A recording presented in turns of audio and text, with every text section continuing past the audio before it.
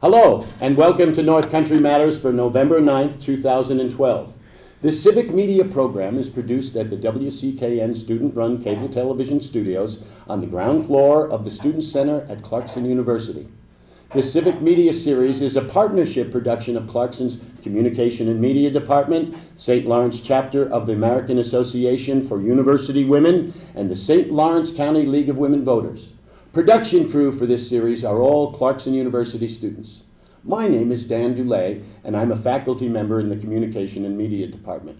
Today, we speak with Pat Brady, Superintendent of Potsdam Central Schools. Joining us are local AAU members Ann Carville and Donna Seymour. Welcome to all of you, and Donna, please get us started. Thank you. Pat, thank you for coming in today to talk to us about the renovation and building project that you have. We know its the price tag is going to be $18 million. And before we get started actually on the details of the project, we'd like to set the stage a little bit for our discussion and talk about long-term needs in the county. As we all know, having gone through the 2010 census, population in St. Lawrence County is stable, but we're getting older. And fewer and fewer young families are either moving into the county or are staying. And when we look at some of the other districts in the county, we can see that they're really struggling with enrollment figures. So could you give us a little picture of what enrollment projections are like here in Potsdam so we can get some sense of what our needs are going to be going forward in terms of the number of students we're actually going to be physically housing and educating in the buildings? Right. Well, first of all, let me thank Clarkson, WCKN, Dan DeLay, and as well as you, Donna, for giving me this opportunity this morning to talk about our project. I think it's very important that we get information out to the public so that they can make an informed decision on December 12th. To get to your question, in terms of enrollment, enrollment for students has declined across the county. It's been a trend that has occurred really since 1976 when we had very large enrollments. At Potsdam Central in particular, we've seen a slight decline in enrollment. We're approximately right now about 1,380 students across our pre-K through 12. That is slightly down from last year. About a year and a half ago, there was a study that was done for consolidation and shared services study that was done in the county. They looked at some enrollment figures, and again, some of those schools were looking at slight decreases in enrollment. Some were going to stay relatively steady, and others would increase slightly over the next few years. Potsdam was seen as a district that might see some increase in enrollment slightly over the next few years. So that's a trend that we look at. Our numbers we look at quite frequently as we look at class sizes. And it's certainly an issue we look at as we look at our long-term planning for a capital project and our programming. Okay, my understanding is that you have kind of low census, a bubble of 2 or 3 years coming through where you've got real low census moving through the middle school and we're going into the high school. And that may affect building use. I understand that the board is going to actually be looking at a possibility of moving 7th and 8th grade over to the high school building as a proposal. Can you tell us anything about that idea? I can. We do have anti-bubble, as you might say, that is in our 6th, 7th, and 8th grade right now. And those are classes that are below 100. Usually we're in a class size of around 110 to 125. Okay. That's an average. But we have some classes that are below 100, and there's one class that's in the 70s. However, coming behind that are some classes that are coming back up to normal. So it does make some difficulty with planning in the short term when you do have larger classes coming up behind them. The board has looked at, as an idea, and right now it's just an idea that's been floated out as we've looked at a variety of ideas given the state's budget situation and ours in particular, of the possibility of moving 7th and 8th grade over to the high school. That's something that we're looking at as an exploration, but we're not in a position at this point to have any real data on it. There's going to be concerns on both sides of that issue if it were to come to fruition. Right now, as in terms of building use, we do have a few rooms that are available at the high school level, and we are a BOCES center. We've been a BOCES center for a long time, and BOCES continues to look at use of our facilities, and so we've had conversations with them about using more of our space. Right. Well, I'm old enough to have been a student in this district back in the 60s and 70s, and when I went through high school, we did have 7th, 8th, and 9th as the junior high, and 10th, 11th, and 12th as the senior high, and they were all in the high school building that we have now, minus some of the renovations and building projects that we've actually done in the last, few building renovation cycles. So seeing, that going back to how it used to be makes a lot of sense in many ways because of the types of needs that you have with those students in terms of labs for sciences and things like that. You're certainly well set up for that at the high school. Whereas, you couldn't move a lot of people into the elementary school from those upper grades that you'd have to move towards the high school. So that makes a lot of sense. There is some sense to that concept. On the other hand, the research of a middle level and how students are taught at a middle level, and the teaming concept at the middle level to better prepare them both academically and emotionally for the high school experience is an issue. And also space usage. If we move 7th and 8th grade up to high school, which is our older building, what do we do with the space at the middle school, which is our youngest building, just built in 1972? Right. So these are some of the factors we have to look into. Right. And as you say, being a BOCES center, maybe consolidating BOCES services into one of our less used buildings also makes sense in terms of how you would actually use your budgeting purposes, in other words. So that might be another possibility. Ann? Okay, Pat, we're going to move on to the scope of the project now. From what I've read and what's available to the public, it seems like it's all infrastructure. You can address whether it is all that. And whether everything that's being recommended in this project is actually needed, because some of the questions you will face, because I've already been asked them, is whether we could spend less and with the savings save teachers' jobs and student programs. So please begin with the scope of the project. Sure. This is a project, $18 million project, has been said, and we're specifically looking at our goals of health, safety, and energy efficiency. In a time where we do have a budget crunch, we want to make sure that any dollars that's being spent is spent effectively, wisely, and will give us as much long-term bang for the buck as possible. So in this project, where you're seeing the lion's share of the project of $10.6 million actually at the high school, is to convert our old steam system. We still have, believe it or not, a steam heating system at the high school level, so this will be the last piece of that old system that would be gone, to convert that to a hot water heating system, which is more efficient. So going in, converting the not only the piping but also the units to the steam, to the hot water. We still have 1929 steam radiators, including one in my office. So that's part of it, and we know there's going to be some savings there. The outside of the high school is the brick, that part of the high school from the gymnasium, it was the old gymnasium. The people who watch this broadcast may remember that the library now is the old gymnasium. That library down to the auditorium was 1929, and the bricks are crumbling. We've had to put up some tape on the steps out front because we can't have students there because there's a safety issue. And so that old part, we're looking to put some insulation and then wrap it with some siding, some new type of siding, and that will bring some energy efficiency. We're looking at lighting for energy efficiency there as well. So those are some of the types of things at the high school that are older vintage, and will bring us some dollars back. Can I just jump in there? Sure. Pat?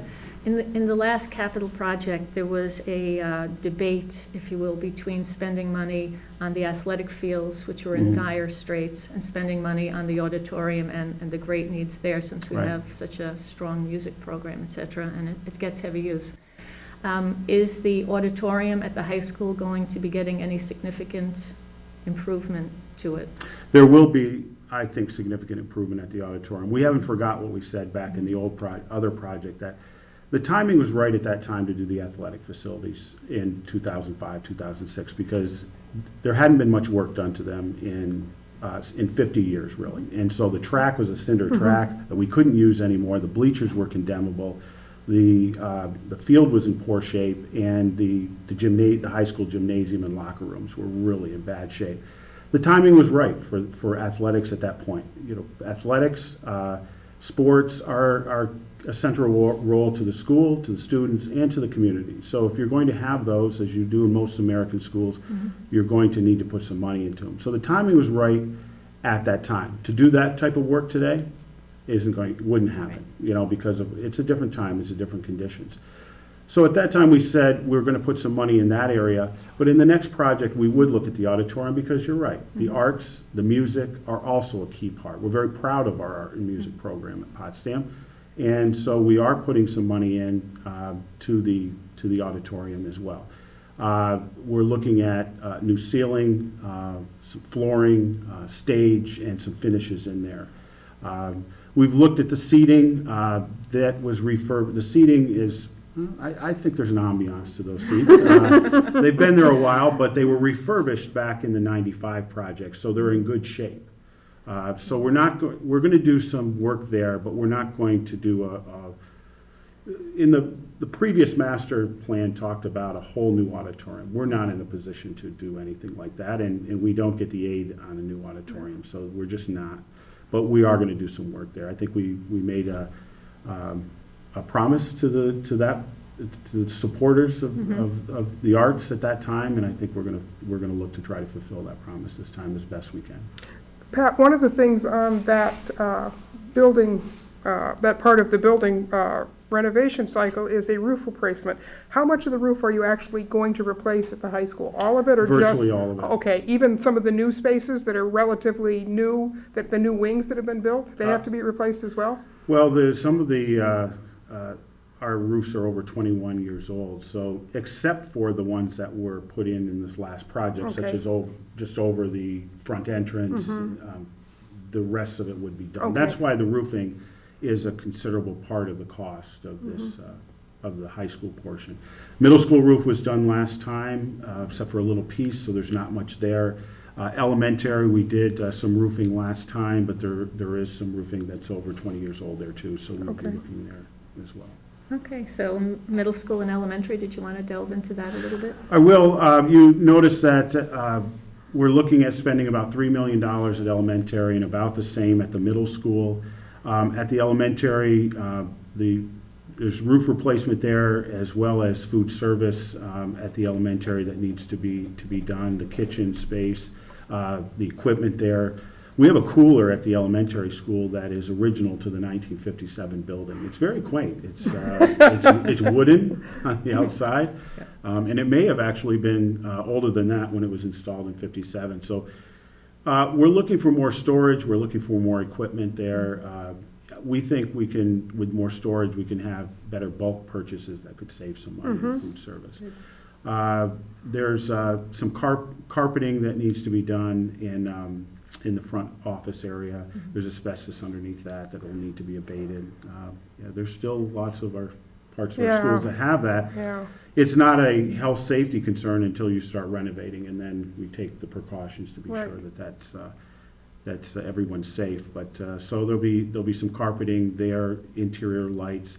We're looking at the latest LED type of lighting is what we're looking at. That's going to be more efficient in the long term. Middle school.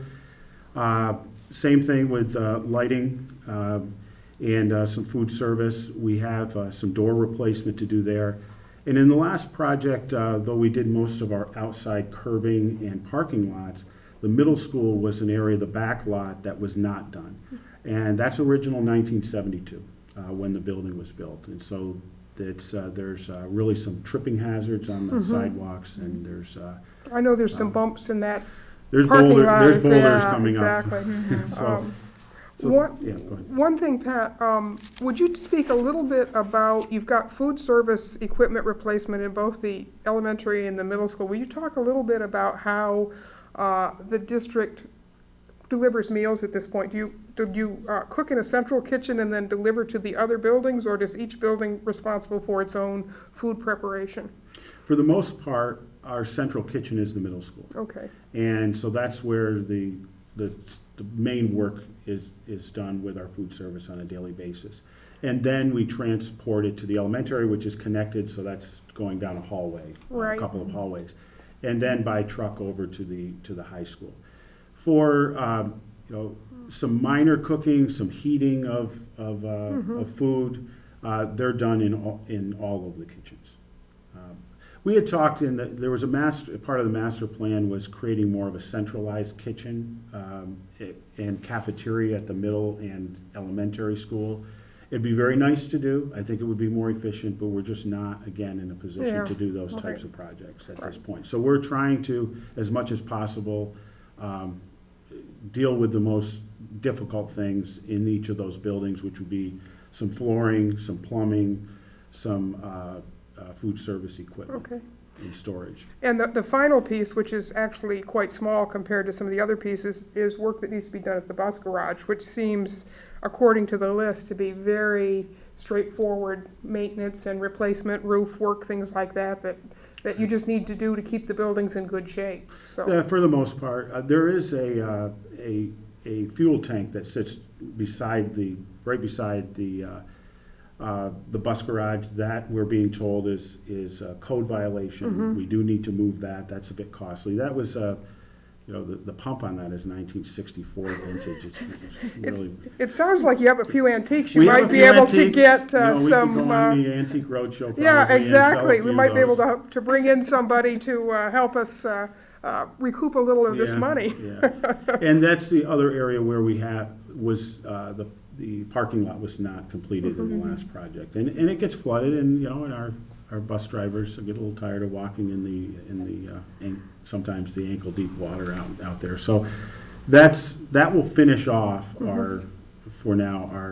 any of our landscaping and for And sidewalks. And As far as I can tell, and I'm over there quite a lot because of I know. dropping off my grandchildren, but in terms of how you have the traffic flow patterns, it seems like all the bugs have kind of been worked out of that, and it's easy to get in and out, and you've got things separated enough so that parents dropping off aren't impacting buses dropping off or people coming to the school for deliveries. Yeah, the architects did a really nice job last project with the flow. It does seem to flow very well. We could get parents to stop parking in the front circle and really in the parking lot and Right. walking, and that would be nice, but other than that, I think the flow is pretty Okay. good. Pat, in the garage, it seems like certainly that facility has been long overdue in being updated.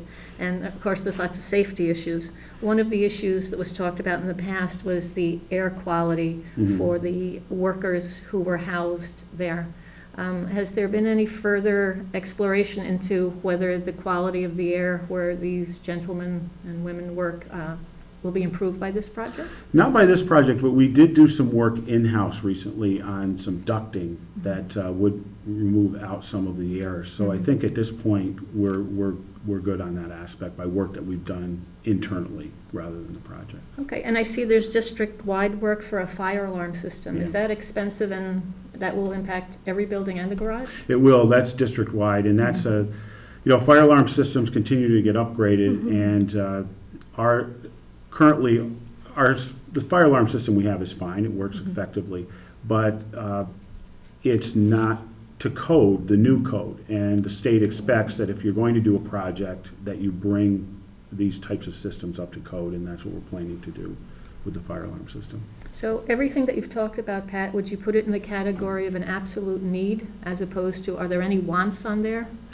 We looked at about $30 million of wants and needs.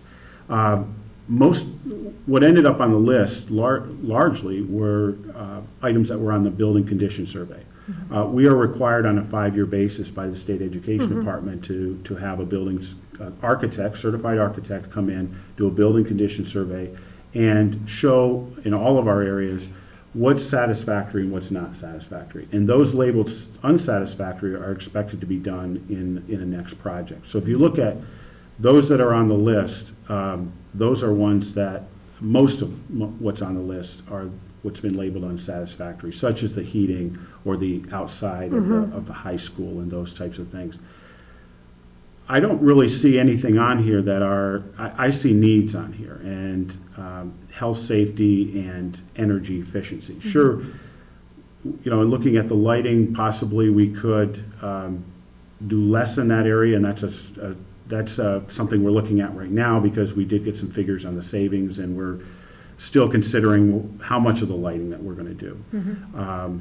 But that's, again, for the long-term payback. But I see these as all needs. I think if you look at this project, you're looking at mostly, as you've clearly noted, infrastructure types of needs, and ones that are, you know, 1929, 1960, and things like that, that really do need to be updated. Okay, and for a number of years, Pat, it was talked about the need for a replacement of the telephone system, and that's not included.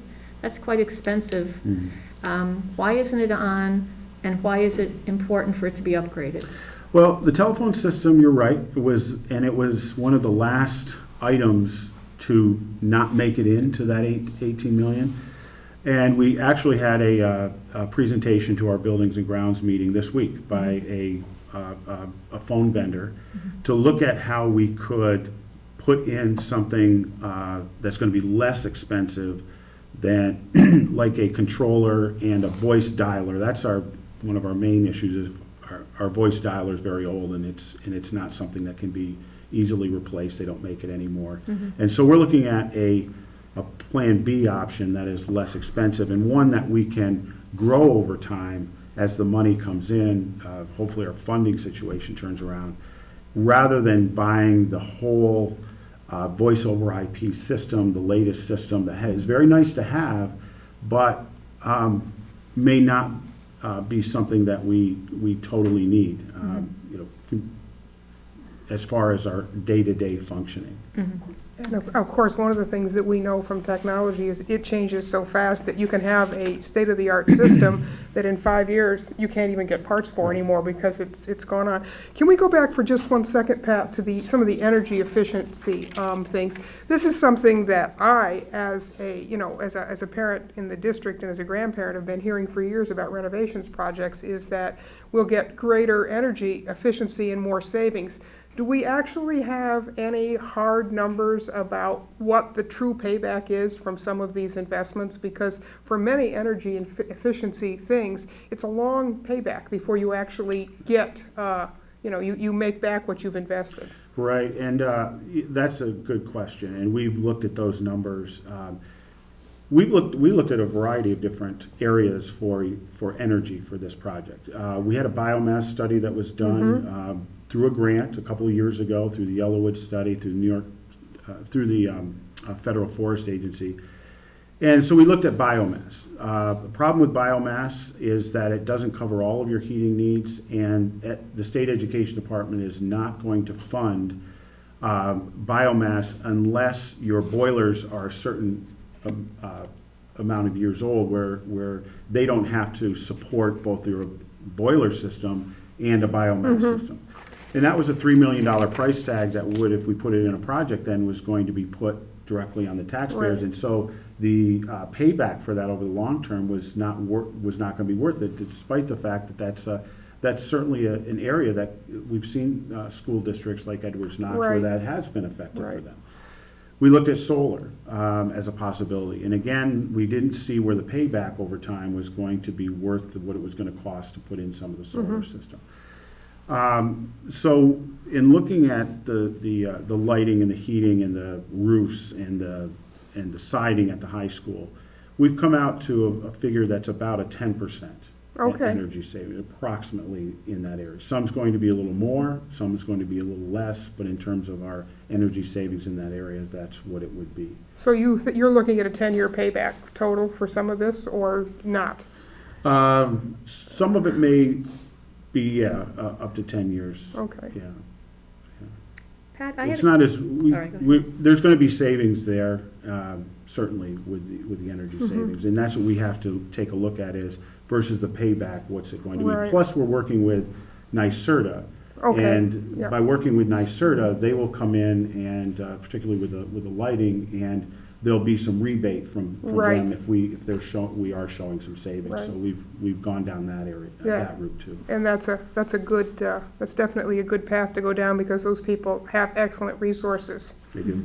They did study. I have a question for you about shoddy work. Okay. I was on the board in the 90s when there was a capital project, and years later I learned that some of it was done, shoddily, Mhm. just to put it simply.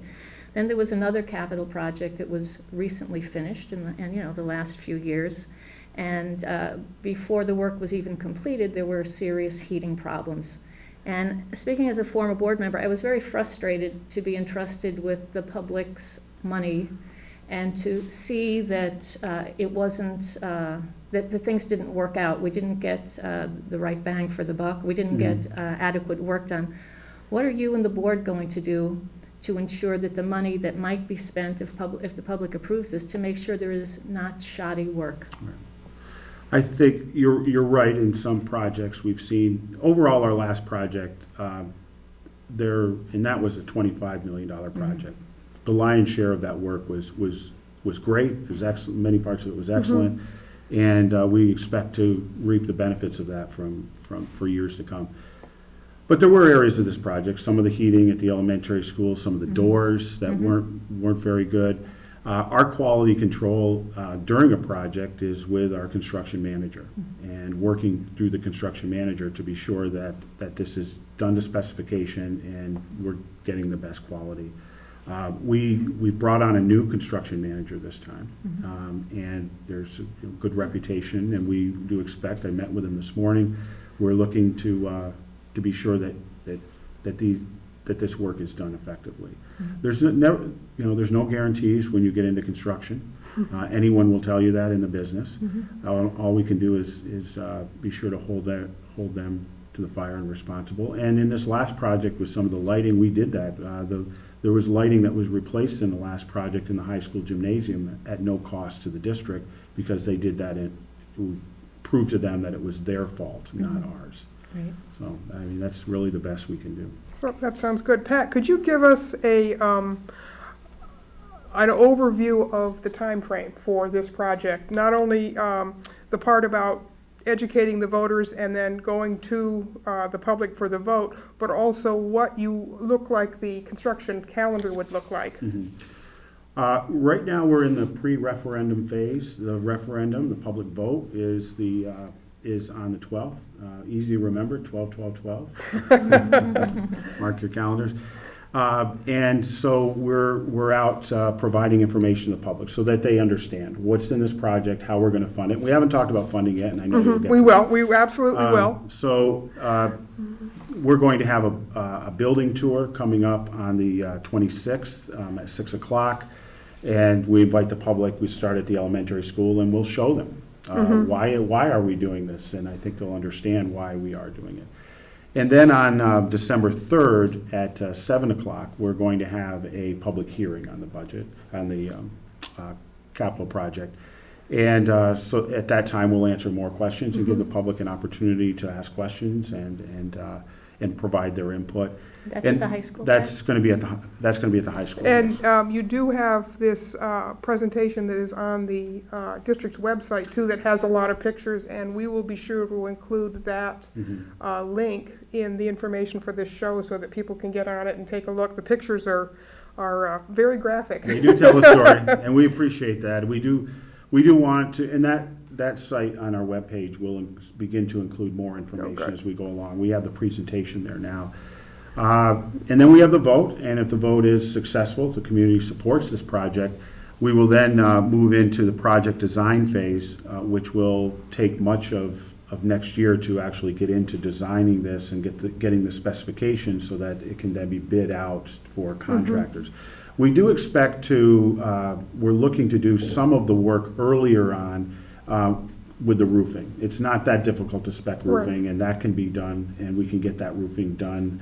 The design of that done in the spring, and so then in the summer when the students are out, we can start some of the work in the summer.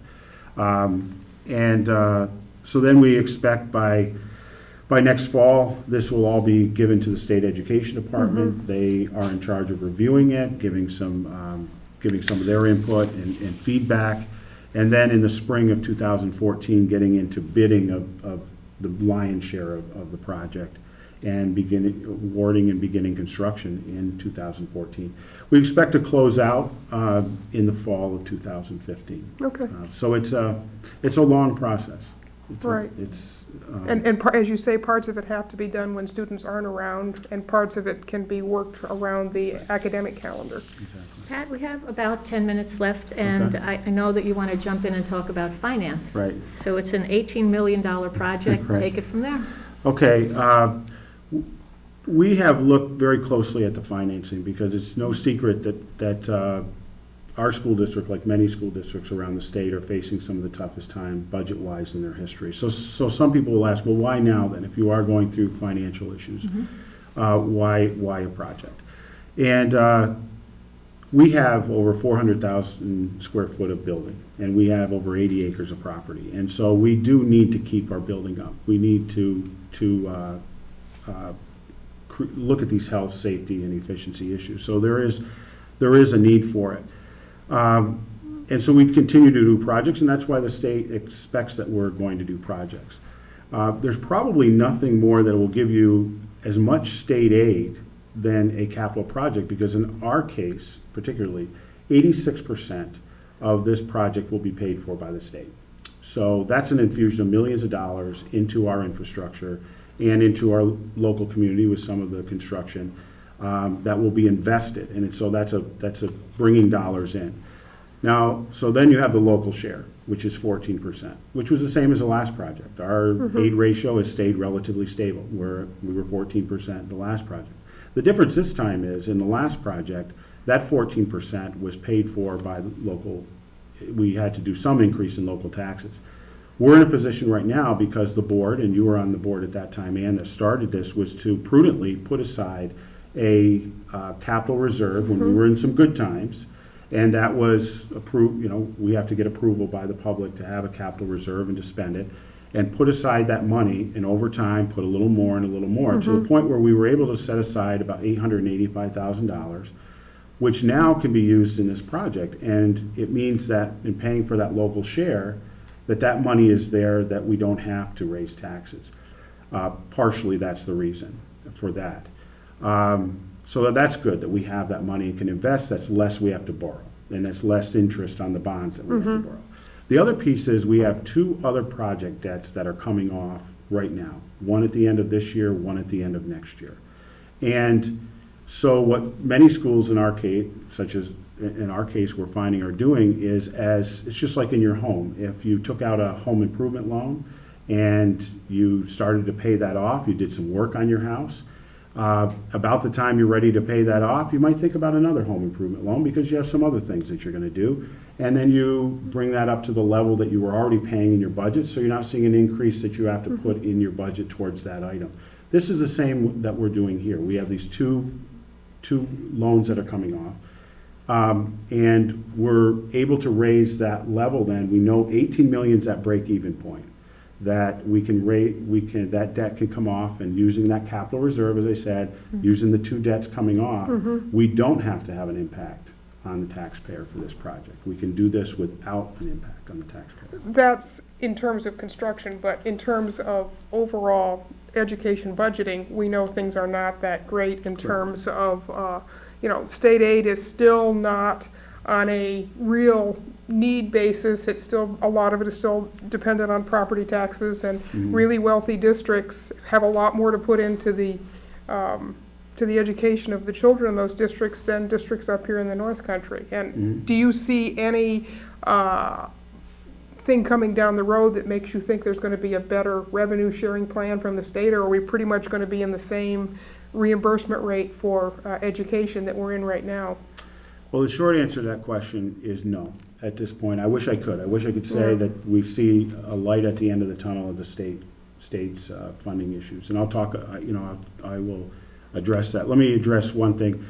There will be some who will say, well, if these debts are coming off and you have some financial issues, why not just use the money that is coming off in order to use it to save programs or teachers, or give it back to the taxpayers? It's in the amount of around $177,000. The problem with that is that, okay, so you have $177,000. That's a one-time shot. That's one time. Once you Right. spend that money, it's gone. So you could spend that money and save something or give it back, but then it's gone. We see this as an investment, a long-term investment that we're going to get something back from it. And so I think that's a bit, and we'll understand that question, but I think in the long term, that's looking at it in a short-term gain. We're looking at it in the long term. The state finances, we're going to continue to go to Albany. We're going to continue to work with our state legislators to get some change. The funding inequity is a problem. And a great example of this, I was just reminded of it again, with our Latin program. Yeah. I'm sorry, Ann. That was a program that was a jewel for us. It was. And when the Latin teacher who left us went to teach Latin at a middle school. So we're losing a high school program. They're still teaching Latin at middle schools in the state. And that's a difference in inequity. That's right. In different parts of the state. Some are feeling this, some are not. And so we're going to continue to fight for our fair share of this. One of the things that you talk about, it sort of brings me back to the first part of our discussion, is in the fact that we are seeing reduced enrollments. Do you see a point where we're not going to need 3 separate buildings, regardless of the educational benefits of a middle school? At some point, the rubber does meet the financial road, and sometimes you have to consolidate into fewer buildings in order to keep still being able to offer the quality program you want. Do you see, where are we at down the road in terms of, we must keep up what we have, but what's our long-term goals for building needs? That's a great question. There's a lot of factors in play on this one. First of all, as I mentioned previously, we had a study that was done across the BOCES as far as shared service consolidation study. And we've been implementing some of that study. We're now sharing our buildings and grounds supervisor with Norwood Norfolk. We're now sharing our food service director with Parishville Hopkinton. We've done more in those areas of sharing, and it generates aid, and it does save some money for us.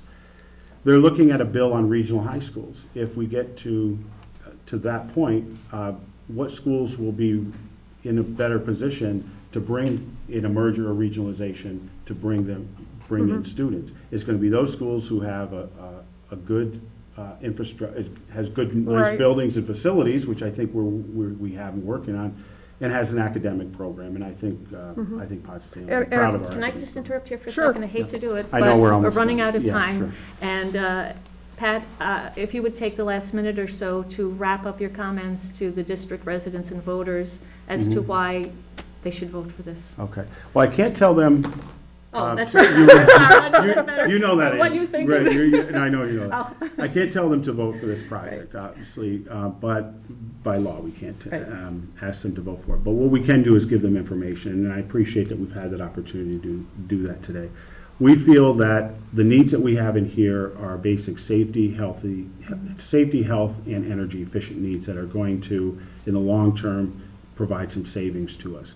Secondly, we've put together a funding mechanism here where it's not going to be an increase to the taxpayer, and I think that's very important. It's rare that you can actually do that type of project where you're not going to have to increase taxes, and we know that taxes are a factor that we have to definitely consider. Yeah. That's why we're fighting hard for our share of the pie in Albany. So we just would ask that the public become informed, go to our website, watch this program, and attend our building tour on the 26th, attend our public hearing on the 3rd, and then make an informed decision on the 12th. Thank you so much for coming. Thank you. Thank you. Yes, I'm sorry, but we're out of time. Maybe we'll get you back in the spring for an update, huh? Okay. Great. Happy. So, on behalf of the organizers, I'd really like to thank you all for taking part for this civic media program. And remember, our North Country matters. Good day.